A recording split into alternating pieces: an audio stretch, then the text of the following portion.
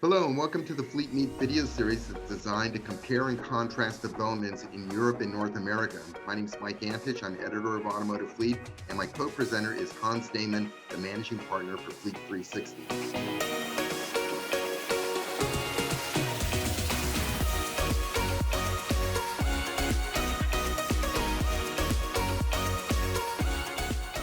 Today we're going to be examining the development of artificial intelligence and its applications within fleet management and the kind of impact that it's going to have both positive and negative. So let's start off with the positive aspects. Hans, where do you see as some of the positive ramifications of the introduction of AI in fleet vehicles? Yeah, thanks, Mike. Well, when we preparing this call, we chatted about, okay, what will be the influence and so on, and we both came up with the idea to say, okay, now as a human being, we can come up with the pros and cons ourselves, but it would be interesting to see what AI itself thinks about what value add it can create over time. So what we actually did is, except it's just posting this question to ourselves, we posted it also on ChatGPT and the AI platforms out there. And we broke the topic down into five key areas. So we asked AI to say, okay, why do you think you can contribute in a positive way to the safety in vehicles, the comfort, energy consumption, running costs, and driver productivity?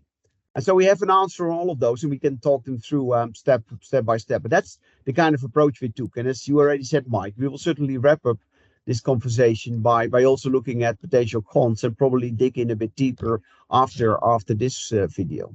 Mm-hmm. But let's start with safety. So of course, driver assistance program is a lot about software and sensors and collecting very valuable information over time. Actually, Tesla started all of this off by putting cameras in many of, or if not all, cars, and by building a very strong database, a data warehouse on driving experience, roadside situations, and so on. And by connecting more and more cars, the data will become more and more reliable. The bigger the data, the more reliable it will become. The better we are in predicting what will happen in front of us or behind us. And so, therefore, especially AI, but I agree with AI in this case.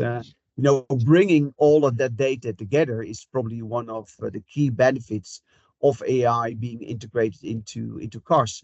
And now we talk about avoiding collisions, alerting drivers for unsafe conditions that they might not have noticed themselves, a rapid temperature drop and so on. Now there's a little flashlight on your dashboard potentially, but it could even change even the ABS settings of a vehicle when road conditions change, etc., etc.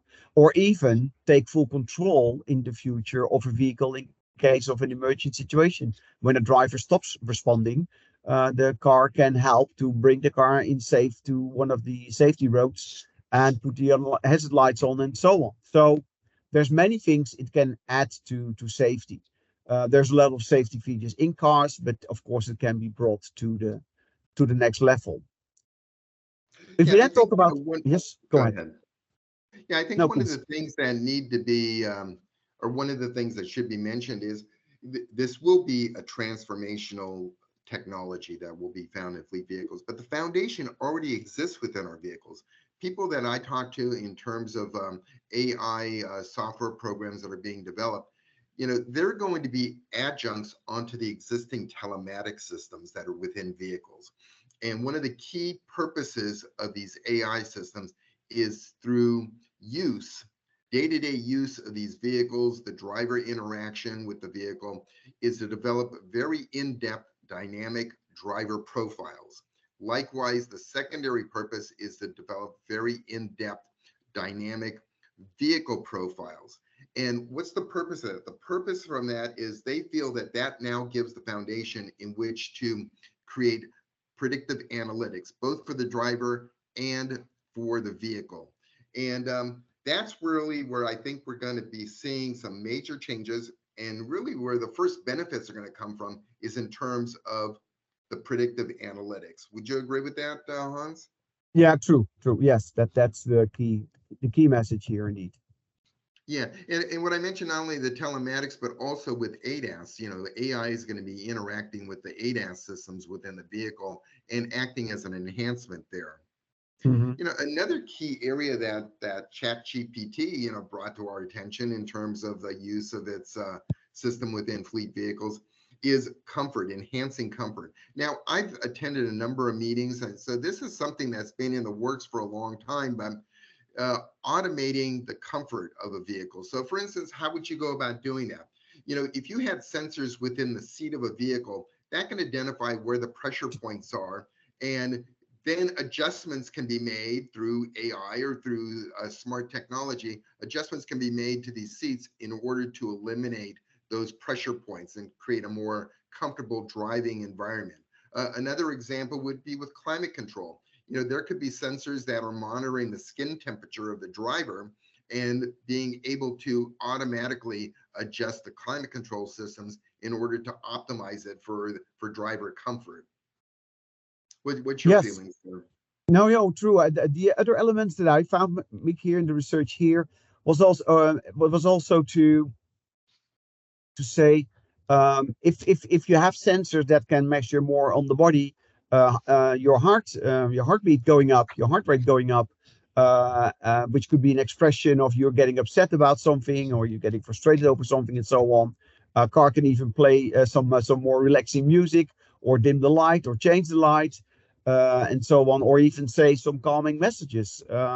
Because yeah, people do get upset in vehicles in traffic once in a while, and before you get yourself into a road rage situation where nobody wants to be, this all can be detected in the future and perhaps can be reduced to a certain degree by sending out the right signals or taking the right measures even within the vehicle. Well, there's a lot of these what if type scenarios right there, but I totally agree with you. The AI system within a vehicle is going to know this because it's going to know your profile. It's going to know Yeah. what agitates you. It's going to know what's going to soothe you, and theoretically could diffuse a situation by offering a good counter remedy to what you may be experiencing at that particular time. But I think the important thing that I would like to bring out, and my prediction is that I think the benefits of AI are going to far outweigh whatever negative consequences. And that's not to minimize the negative consequences, because there are serious ones that we need to address as an industry. They're not Mhm. insurmountable, but they need to be addressed, especially in the area of negligent entrustment and driver privacy. But regardless, the positives are going to outweigh the negatives. Mhm. And also with these vehicle profiles, that's where your enhancements to energy consumption, driver product, vehicle Mhm. lowering running costs for vehicles Mhm. is all going to come into play. True, true. Now, especially also on driver productivity and clearly the concern there as well, because you quickly might invade into privacy territory. But if you then look at, how you even perhaps get more advanced traffic suggestions, or even looking at your full calendar and say, okay, well, I know you've scheduled these meetings in this order, but perhaps you can tweak the order a bit so we can work around roadblocks or roadworks and so on more easily, or we can deal with certain, bottlenecks in traffic in a more timely manner. So you make every appointment in time. So Hmm. connecting a car to a schedule is already not rocket science anymore.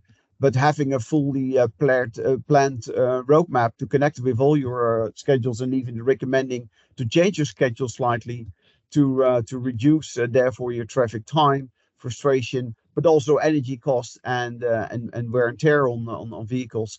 It all helps in, it all steps in. And what you also see is, as we said at the beginning of the call, we looked at it from various angles: safety, comfort, energy consumption, running cost, and driver productivity.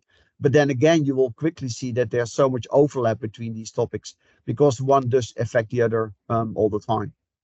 Well, and it's true. We're focusing now on driver productivity. We're focusing on vehicle efficiency.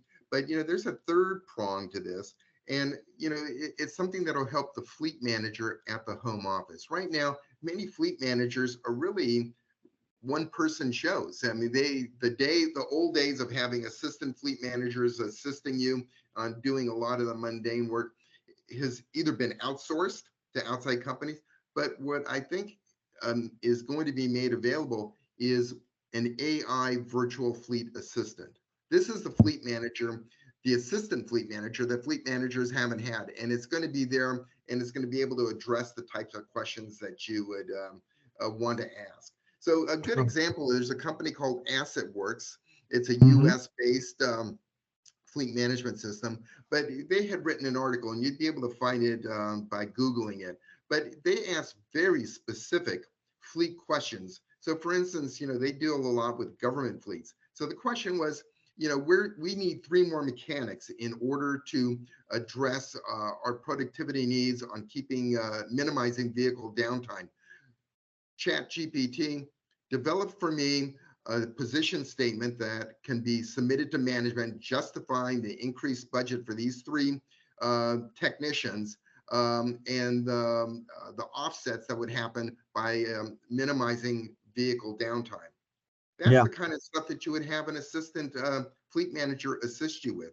In the past, it was just one more thing that you would add to your list. That's going to be a very powerful component to fleet managers in general. No, for sure. But as we already said, it is good to keep the human intelligence in place as well. In the end, it's also our decision to activate or not activate tools and systems and so on in cars. So I would say, Mike, let's make sure that in the next episode we will look at the cons as well. Because funny enough, when I did the lookup also on ChatGPT, artificial intelligence is not lacking any. Let's say it's not lacking any self-confidence.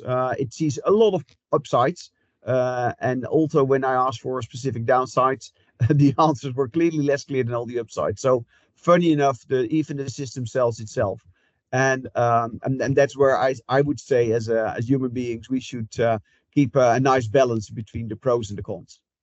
Well, another aspect, just to build upon that, and we can use this as our concluding comments, AI systems are rules-based. And as we all know, in managing a fleet, sometimes there are gray areas. Within an AI system, it's either follow the rule or it's out of sync in terms of what's allowable in fleet management. So those would be the areas we'll be addressing. I touched upon a couple of them earlier that I'd like to talk about: negligent entrustment and driver privacy. But again, as we always do with these sessions, we're run out of time, and it'll be a great segue for our next fleet meeting. Super. Well, thanks for the chat today, Mike. I appreciate the going back and forth. Perhaps it was not such a difference between EU and US, but that's why we have many things in common. So it's always good to highlight the topic, looking at it from both angles. Thanks for your time. Thank you.